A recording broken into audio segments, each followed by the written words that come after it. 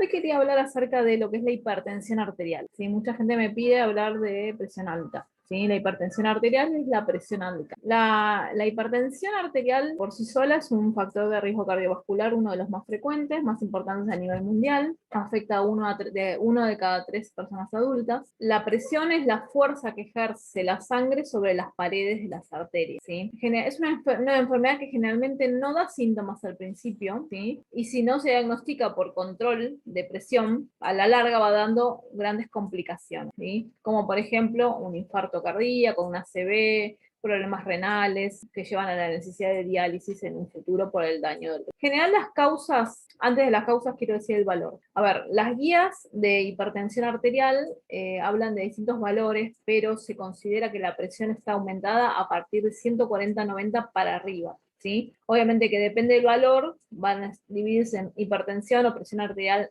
leve, moderada y severa. ¿Sí? Después está lo que es la crisis hipertensiva y la emergencia hipertensiva, que esas dos diferencias la van a marcar la presencia de síntomas con valores muy altos. ¿Sí? ¿Cuáles son las causas? ¿Sí? Las causas de la presión alta, en general se considera que la enfermedad de la hipertensión es una enfermedad policausal o multicausal. ¿Sí? Está influenciada por muchísimos factores diferentes.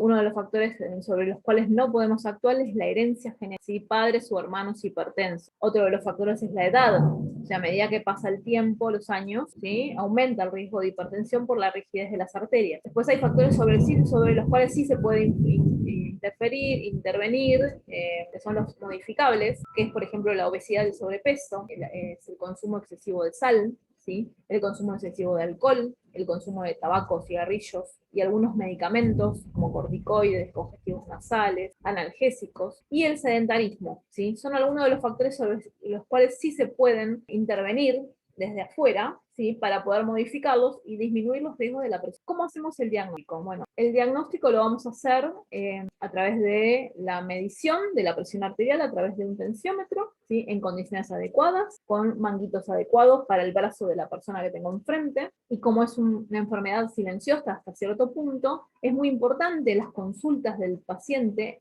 cuando va al control de salud, o cuando va a hacerse algún chequeo general, o cuando va a un control por enfermería o en la farmacia, hacer la detección de la presión arterial para ver cómo la tenemos. ¿Sí? Entonces, dijimos, vamos a repetir el valor que se considera hipertensión o presión alta cuando es mayor o igual a 140 la máxima y mayor o igual a 90 la mínima. ¿Cómo lo podemos prevenir? ¿Sí? La mayoría de los casos la hipertensión no se cura. ¿Por qué? Porque es una enfermedad crónica. Pero sí se puede controlar con medidas higiénico-dietéticas y con medicamentos. ¿Sí? El tratamiento debe ser ininterrumpido, es decir, debe prolongarse en el tiempo hasta que el médico lo determine. ¿Sí? Debe ir controlándose para ver el ajuste de las medicaciones, del cambio de medicación, el agregado de nueva medicación. Y se puede, aparte al mismo tiempo, trabajar sobre otros factores, como por ejemplo la reducción del peso corporal, mejorar la alimentación en cuanto a disminuir el consumo de sal, empezar a limitar el agregado en las preparaciones de las comidas y reemplazarlos por otros condimentos, como por ejemplo la pimienta, el perejil, el ají, el pimentón, el orégano, el ajo, el limón, entre otros. ¿Sí? Disminuir el consumo de